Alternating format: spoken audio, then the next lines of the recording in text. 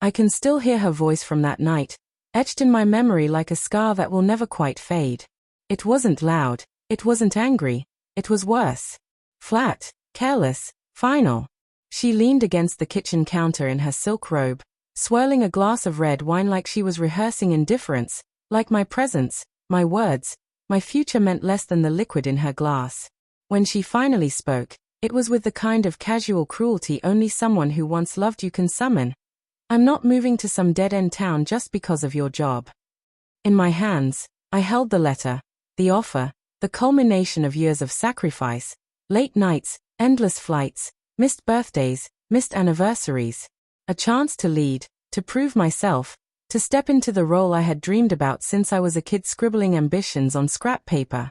She didn't ask what the role meant. She didn't ask about the company's vision, or the equity, or the salary that would have set us up for life.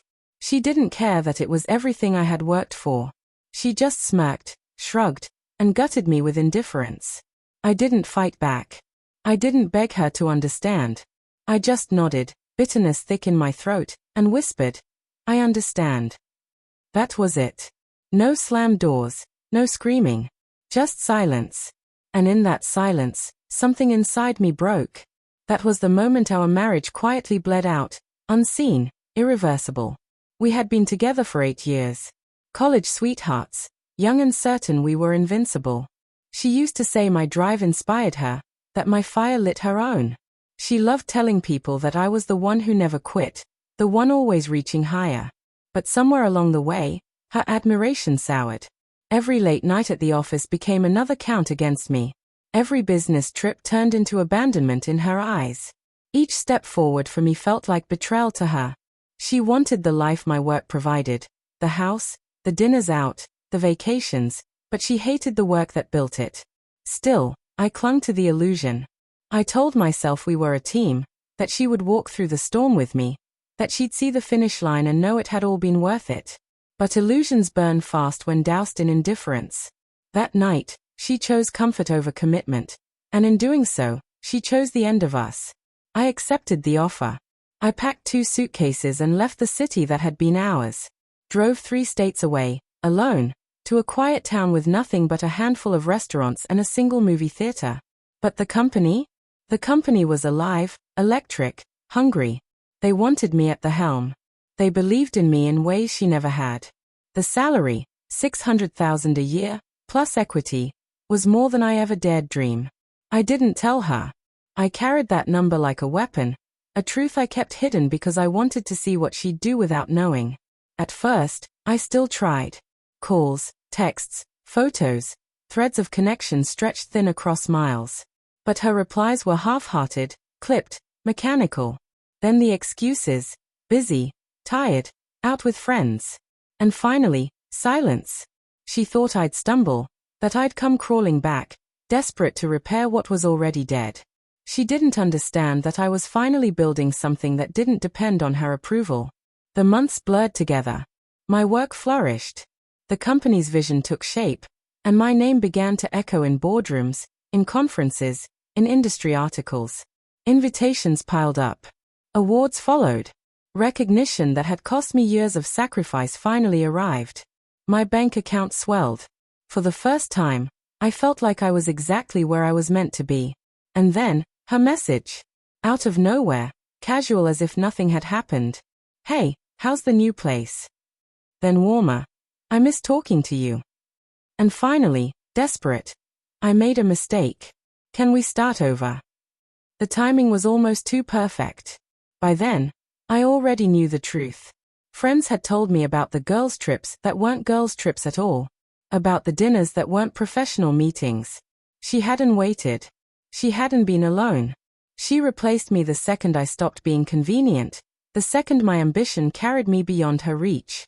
It should have broken me, but it didn't. Because by the time she came crawling back, I had already learned the lesson she never could. My fire was never hers to smother. I didn't confront her immediately. Confrontation would have been easy, impulsive, messy. I chose patience instead, a slower, sharper kind of strategy. I played the long game. I replied to her texts with warmth, even a hint of nostalgia, letting her believe she still mattered to me. I sent her photos of my new house, a modern place with wide windows and endless light. She called it perfect. Not knowing that every word she spoke, every message she wrote, I archived. Every call we had, I recorded. Not because I cared, not because I wanted to hold on, but because proof is power. While she thought she still held a place in my world, I was building one without her. Behind closed doors, I sat with lawyers, reviewed contracts, combed through accounts. Quietly, I shifted investments, shielded assets, locked down every vulnerability. The divorce papers were drawn with precision, surgical, deliberate, impossible to challenge. The prenup she once laughed at, dismissing as unromantic, had become the very foundation of my escape. What she had mocked was now her undoing. Half a year passed before she showed up again. No warning.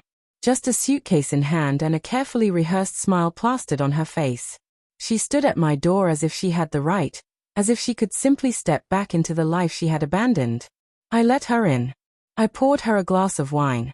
I sat across from her and listened as she spun her story, a tale of loneliness, regret, of sudden realizations and newfound clarity.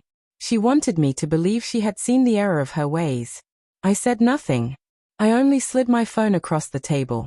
On the screen, her own words glared back at her. I can't believe he actually moved. At least now I can live my life without his boring dreams dragging me down. The color drained from her face. She froze. I didn't raise my voice, didn't lash out. Instead, I delivered the truth in measured tones. I make $600,000 a year now. I built this life. And you're not part of it. Her mask cracked. Tears welled up. She reached across the table, grasping at my hand, as if touch could erase her betrayal. She whispered apologies, made promises, tried to wrap me in desperation. But the papers were already filed. Her pleas were too late. She would walk away with nothing. The man she had left me for could never match what I had built. And when her tears failed, when she realized her performance held no weight, the mask fell completely. Her sorrow twisted into fury. Her voice, once soft with regret, sharpened into venom. She called me heartless, cold, unfeeling. But she was wrong. I wasn't cold, I was free. That night, as she dragged her suitcase down my driveway, the wheels rattling against the pavement, I didn't watch from the window. I didn't need to. The slam of her car door was enough. Enough to mark the end. Now this house is mine. Mine in every sense. Quiet, uncluttered, untouched by her chaos. The silence inside these walls is not empty, it's rich. It's filled with peace, with the steady hum of freedom. I feel no guilt. No need to look over my shoulder. No more games, no more manipulation. Just the wealth and stability I built with my own hands, my own vision, my own fire. Her betrayal left me with a lesson I will never unlearn. Love without loyalty isn't love at all. It's leverage, a tool wielded against you. Once your eyes are open to that truth, you can never close them again. So when people ask me if I regret anything, I don't hesitate. I don't regret moving on. I don't regret leaving her behind. My only regret is not realizing sooner that the sweetest kind of silence isn't revenge. It's success. And that success, built in the ashes of betrayal, speaks louder than any apology ever could.